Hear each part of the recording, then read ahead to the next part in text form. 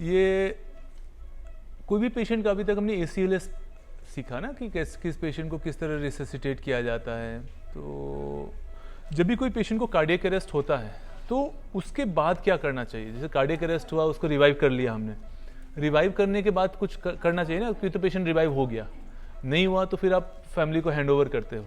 अगर रिवाइव हो गया तो फिर उसका भी कुछ प्रोटोकॉल्स होगा, स्टैंडर्ड प्रोटोकॉल्स, जिसके अकॉर्डिंग हमें पेशेंट का आगे इलाज करना पड़ता है। कि हमने CPR किया, अब इसका जैसे कल हमारा 2 मिनट का CPR हो गया, अब कुछ प्रोटोकॉल्स हमने फॉलो किए, बहुत सारे प्रोटोकॉल्स फॉलो नहीं किए, तो क्या स्टैंडर्ड प्रोटोकॉल से किसी भी पेशेंट को अरेस्ट होने के बाद, चाहे वो 2 मिनट का हो, 5 मिनट का हो या 20 मिनट का हो, एक स्टैंडर्ड प्रोटोकॉल पे हमें पोस्ट कार्डियक अरेस्ट केयर करना पड़ता है। ठीक है, तो ये भी ACLS का एक पार्ट है कि आपने कार्डियक अरेस्ट से पेशेंट को जब रिवाइव कर दिया तो उसके बाद आप उसको क्या करेंगे या कैसे करेंगे। ठीक, निमोनिक बड़ा सिंपल है, ABCDE।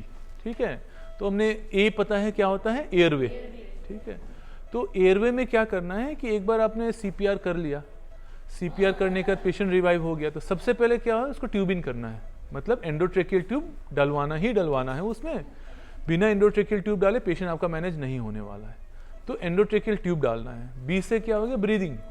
अब ब्रीदिंग में क्या करना है, पेशेंट तो पोस्ट कार्डियक अरेस्ट है, पोस्ट कार्डियक अरेस्ट है तो ब्रीदिंग में आप क्या कर सकती हो, ब्रीदिंग में ये कर सकती हो कि उसको वेंटिलेटर पे डालना है। अब वेंटिलेटर पे कुछ पैरामीटर्स होते हैं जो कि आपको मॉनिटर, जो आप लोग डेली मॉनिटर करते हो, हर पेशेंट में मॉनिटर करते हो कि PO2 कितना रखना है, SpO2 कितना रखना है। जनरली कहा जाता है जो ACLS 2020 का गाइडलाइन है AHA का, वो बोलता है 92 to 98 ये % का सैचुरेशन रहना चाहिए पेशेंट को, उससे कम नहीं होना चाहिए किसी भी टाइम में। तो सैचुरेशन मेंटेन करना है। हर पेशेंट में जिसमें कार्डियक अरेस्ट होता है ETCO2 मॉनिटर लगना है, जो हमने नहीं लगाया है इसमें। ठीक है, ETCO2 मॉनिटर है हमारे पास।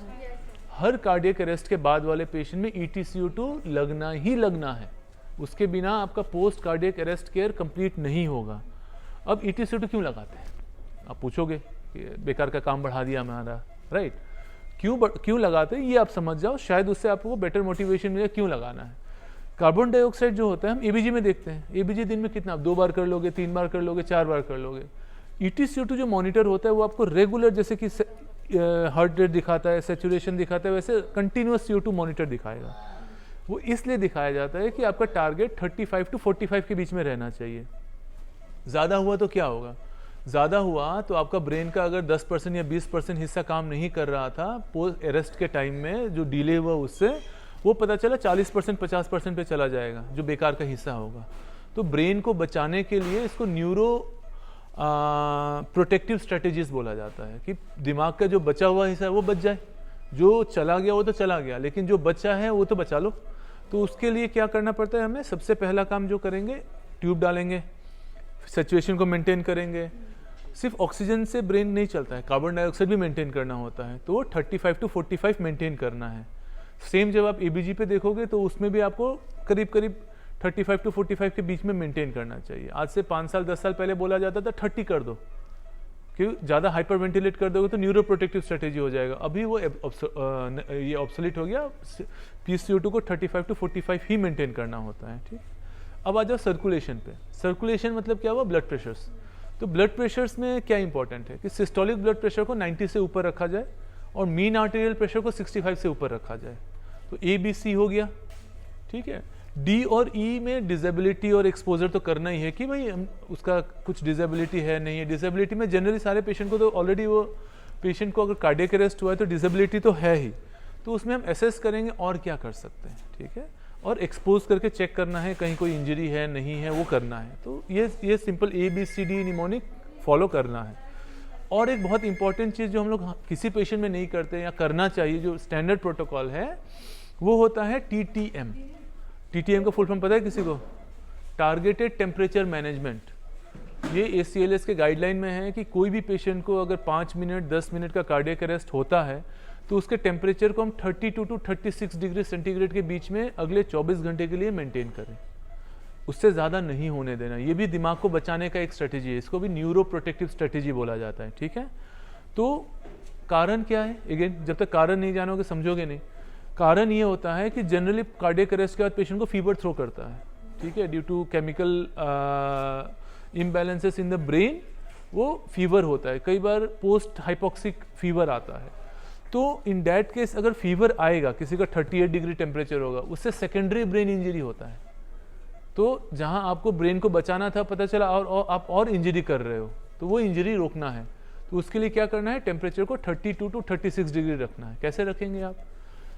जब लास्ट टाइम हमने बताया था फीवर के ट्रीटमेंट में ठंडा पानी दे सकते हैं आप, नॉर्मल सलाइन को ही फ्रिज में रख दीजिए, 2 से 6 डिग्री सेंटीग्रेड वाला पेशेंट को लाके दे दीजिए।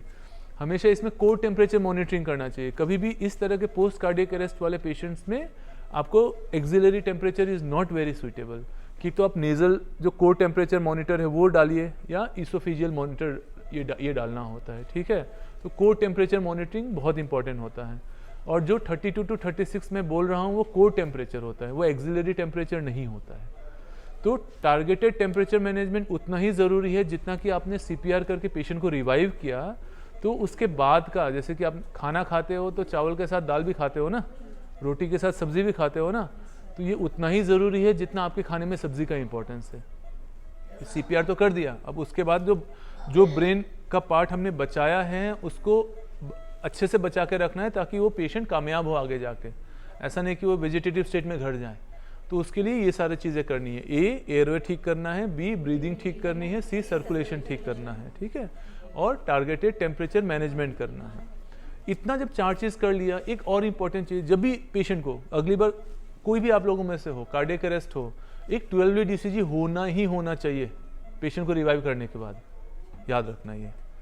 चाहे उसका 2 घंटे पहले ECG हुआ है या 4 घंटे पहले ECG हुआ है, आपको रिवाइवल के बाद एक 12 लीड ECG होना ही होना है। क्यों होना है? क्योंकि जो ज़्यादातर कार्डियक अरेस्ट होता है वो हार्ट कॉज के लिए होता है। हार्ट कॉज मतलब क्या? स्टेमी आ गया, एनस्टेमी आ गया, हार्ट अटैक आ गया। तो उसके लिए हमें पता तो चले कि स्टेमी है, और स्टेमी है तो फिर उसका क्या इलाज करेंगे हम? कैथ लैब भेज के स्टेंटिंग कराएंगे, एक्सपर्ट कंसल्टेशन कराएंगे, ज़रूरत पड़ेगा तो CABG कराएंगे, बहुत सारे ऑप्शन है अपने पास। लेकिन पहले पता तो चले, पता करने के लिए क्या है? 12 लीड ECG, ठीक है। तो targeted temperature management, 12 lead ECG, airway, breathing, circulation, इतना याद रहेगा। ये 5 चीज़ बहुत इंपॉर्टेंट है। और क्या चीज़ इंपॉर्टेंट है? जो रिवर्सिबल कॉजेस ऑफ डेथ होता है, जो हम ICU में पेशेंट का जो रिवर्स कर सकते हैं। कॉमन निमोनिक जो हमने पढ़ा था 5H और 5Ts, तो 5H में सबसे पहले क्या था? हाइपोक्सिया। हाइपोक्सिया मतलब ऑक्सीजन की कमी, तो उसका ट्रीटमेंट क्या है? ऑक्सीजन हमने दे दिया, ठीक है। दूसरा क्या था? हाइपोवोलीमिया, मतलब वॉल्यूम कम हो गया, तो क्या करेंगे? उसमें वॉल्यूम देंगे, फ्लूइड दे देंगे। हमें पता तो चलना चाहिए कि वॉल्यूम कम है, तो ये एक H हो गया। तीसरा H क्या है? हाइड्रोजन आयन, मतलब एसिडोसिस, जो ABG में दिखता है। उसमें क्या करेंगे? बाइकार्ब देंगे, फ्लूइड देंगे, अगेन ज़रूरत पड़ा तो डायलिसिस करेंगे, ये चीज़ें करेंगे। चौथा H जो था वो क्या था? हाइपोथर्मिया। हाइपोथर्मिया में पेशेंट को गर्म कर सकते हैं, वार्मर लगा सकते हैं। Last but not the least 5वां H था हाइपोकेलेमिया और हाइपरकेलेमिया, जो हर रोज़ हम देखते हैं, उसको देख के करेक्ट करना है। तो ये 5 रिवर्सिबल कॉजेस ऑफ डेथ होता है किसी भी ICU में। हाइपोक्सिया हो गया, हाइपोवोलेमिया हो गया, हाइड्रोजन आयंस हो गया, हाइपोकेलेमिया, हाइपरकेलेमिया और हाइपोथर्मिया। ये 5 कॉजेस को हमें करेक्ट करना है। तो सारे करेक्टेबल है। किसी को हाइपोकेलेमिया होता है तो आप ठीक कर सकते हो, हाइपरकेलेमिया होता है उसको भी ठीक कर सकते हो। तो ये सारे 5 कॉजेस को हमें ट्रीट करना है। इसको बोलते हैं reversible causes of cardiac arrest. और फिर 5 Ts आता है। 5 Ts में पहला क्या था? टेंशन न्यूमोथोरेक्स, मतलब कि न्यूमोथोरेक्स हो गया किसी को, जो इतना टेंशन कर दिया कि पेशेंट को कार्डियक अरेस्ट हो गया। कुछ नहीं, एक्सपर्ट हैंड्स में 2 सेकंड का काम है, एक नीडल डालना होता है मिड क्लेविकुलर लाइन पे, पेशेंट का ठीक हो जाता है tension pneumothorax. Cardiac tamponade, cardiac tamponade में बहुत कुछ करने के लिए हमारे लिए नहीं रहता है, इमीडिएटली कैथ लैब में शिफ्ट करके ड्रेन डलवा देते हैं, ठीक हो जाता है पेशेंट, ठीक है। तो 2 T हो गया। तीसरा क्या होता है? टॉक्सिन। टॉक्सिन में क्या करते हैं? उसका एंटीडोट देते हैं, जो भी टॉक्सिन खा के आए, ऑर्गेनोफॉस्फोरस से हम एट्रोपिन दे देंगे, ठीक है। तो इस तरह से टॉक्सिन्स हो गया। उसके बाद क्या हो गया? थ्रोम्बोसिस।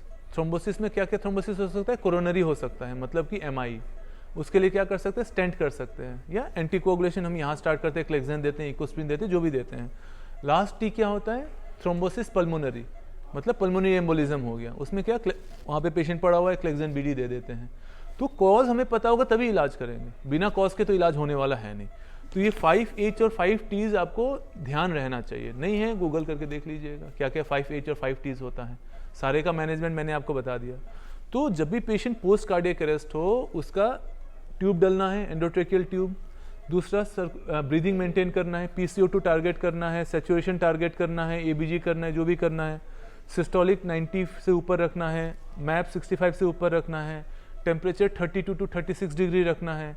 उसके लिए आप चाहें उसको IV फ्लूइड से उसको ठंडा करो या फिर आपको आइस पैक लगा के उसको ठंडा करो, किसी भी तरह से आपको टेम्परेचर 32 to 36 डिग्री मेंटेन करना है। सारे पोस्ट कार्डियक अरेस्ट पेशेंट्स में कोर टेम्परेचर मॉनिटरिंग होना है, ये याद रखना है। हम एक्सिलरी टेम्परेचर नहीं देखते हैं पोस्ट कार्डियक अरेस्ट में, कोर टेम्परेचर मॉनिटरिंग होना है। 2 TL हैं हमारी इंचार्ज है, तो आप लोगों को भी ये ध्यान रहना है कि अगर कोई पेशेंट को कार्डियक अरेस्ट है, कोर टेम्परेचर दिखना चाहिए वहाँ पे कि आज ये कोर टेम्परेचर डाला हुआ है। वो आप लोग को दिखाता है कि आप कितना एक्टिव हो उस पेशेंट्स पे, ठीक है। तो ये सब करना है। 12V DCG होना ही होना चाहिए। रिवाइवल के बाद 12V DCG होना ही होना है, उसके बिना फिर हम पेशेंट मैनेज नहीं कर पाएंगे। अगर उसमें स्टेमी आ गया, एन स्टेमी आ गया, तो फिर हम उसका ट्रीटमेंट करेंगे, फिर रिवर्सिबल कॉजेस को रिवर्स करेंगे। इतना ही करना है, कोई बड़ी बात नहीं है, कोई रॉकेट साइंस नहीं है इसमें। बहुत छोटी छोटी बातें हैं जिसका अगर ध्यान रखेंगे तो मैक्सिमम पेशेंट्स को हम लोग बचा सकते हैं। और ACLS 2020 में यही स्ट्रेस किया गया था, जो अमेरिकन हार्ट एसोसिएशन था, कि ये सब चीज़ें आप ध्यान रखें, आप डेली करें, ताकि अगली बार बताने की ज़रूरत नहीं पड़ी कि अच्छा इसका कोर टेम्परेचर लगाओ, इसका टेम्परेचर कम करो, ये करो, वो करो। ये एकदम रिफ्लेक्स में होना चाहिए। हर पेशेंट जो कार्डियक अरेस्ट में जाता है उसका टेम्परेचर मॉनिटरिंग होना ही होना है, और उसका टेम्परेचर 32 से लेकर 36 डिग्री। मैं बहुत डीप में नहीं जाऊंगा, इसके बाद बहुत सारे स्टडीज़ आए कि 32 अच्छा है क्या 36 अच्छा है। आप कोशिश करना 36 के आसपास रखने के लिए, बहुत डिटेल्स में नहीं जाऊंगा, कारण उसका अलग होता है।